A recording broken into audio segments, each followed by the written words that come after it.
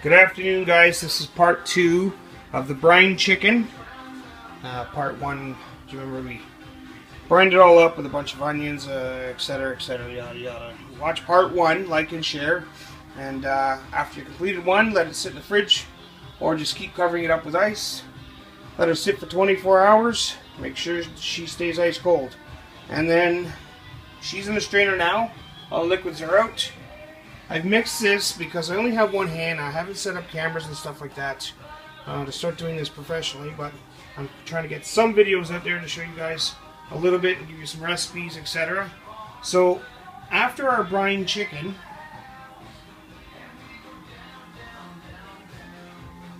we're going to line a baking pan, and you want a kind of a deep dish one. Pre-line it, it saves up on the mess to clean up afterwards, and I don't know, I like it, it's cleaner. Anyhow, so we're going to go over here. The sauce that I've just made is 1 cup of honey, half a cup of ketchup, 1 cup of Worcestershire sauce, and 3 cloves or a tablespoon and a half of minced garlic. Mix it all up and that's your sauce all ready to go. We'll just pour it right over top, and it's a lot easier if I just mix it in the big mixing cup we have. So anyhow, that's the mixture. Again, 1 cup of honey, half a cup of ketchup, 1 cup of Worcestershire sauce, and a teaspoon of about a spoon and a spoon and a half, so 1.5 teaspoons, sorry, of minced garlic. I'll get it right one day. Anyhow, so we're going to line up the chicken. We'll do her up quick. Get her in there so we can get the sauce on her. Let her sit because we want to bring her now. The chicken is ice cold, so we want to bring her down. I've never been a fan of throwing ice cold meats in the oven or on the grill or in my smoker. I like to bring all my meats down to room temperature. This helps with allowing an even cook. If you have one part that's colder than the other, obviously that part is going to cook less. So I've got 20 drumsticks here. It's a small recipe just to show you. Give you an idea of these tasty, amazing brine chicken legs. Love them. Looks like we'll need more room. I don't really like cramming up meat together because that also makes it a little bit more difficult for an even cook. Unless you really squeeze them together, but then you got to raise them up. You don't want to, have your meat sticking to the bottom. I like to space mine out, nice even cook. But looks like today it's going to give me a little bit of a problem because I have 4 more to fit in there, and I don't see it happening because there's one. I think I have an idea.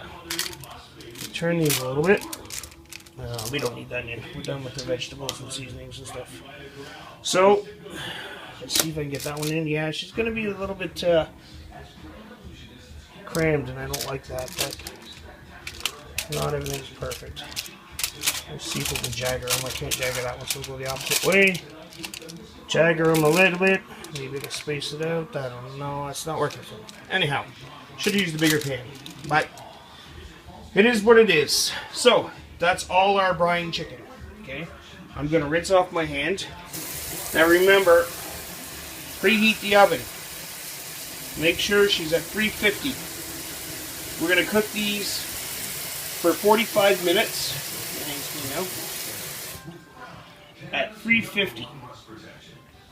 So before we do that, and believe it or not, a lot of people think, okay, you just throw your sauce and your mayonnaise right over top and just go ahead and cook. No. You want your flavors to go through your meats. You want them to really stick and bond to the meats. You want a tasty meat. So I would suggest, especially when she comes out of the fridge cold, you want to bring your meat to room temperature. Any meats. Set them out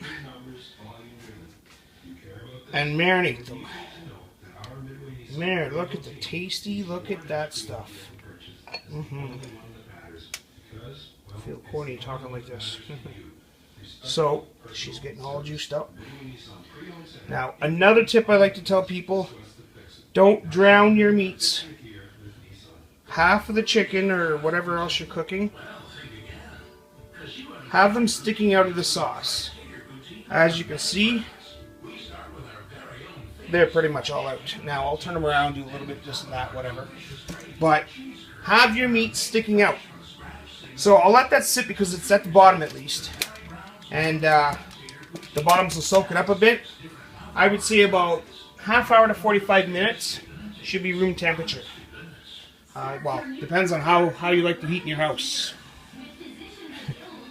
Anyhow, so halfway filled, so half the meat sticks out. The reason why you do this is it helps as it's cooking to caramelize the whole chicken. When you drown it, you're boiling your meat. You never want to boil your meat. You want this to stick, you want some crispy chicken. You want some of the sauce will evaporate and bond to the chicken, so you won't have much at the bottom. If anything, it'll be stuck to the aluminum. But a lot of that will dry out. The rest will stick to the chicken, and you'll have some really good chicken. So, like I said, 45 minutes. Preset your oven at 350. We're going to cook it for 45 minutes. We'll take out the chicken and we'll flip them. Raise the heat. I'd say about 425. Bring the heat up in the oven to about 425 on your bake. And after you flip them all, put them back in for about 15 minutes. After 15 minutes, pull it out, and a sheet of foil, or if you have a lid for your baking pan, whatever, cover it up, because this chicken will continue to cook for the next 5 minutes. Anyhow, that's the recipe. Check part 1 out for the brine before we actually did this to this chicken. And enjoy. Like, share, subscribe, and look forward to any messages or comments or suggestions you have. If you like the recipe, inbox me and I'll send it over to you. Alright? Have a good day, guys.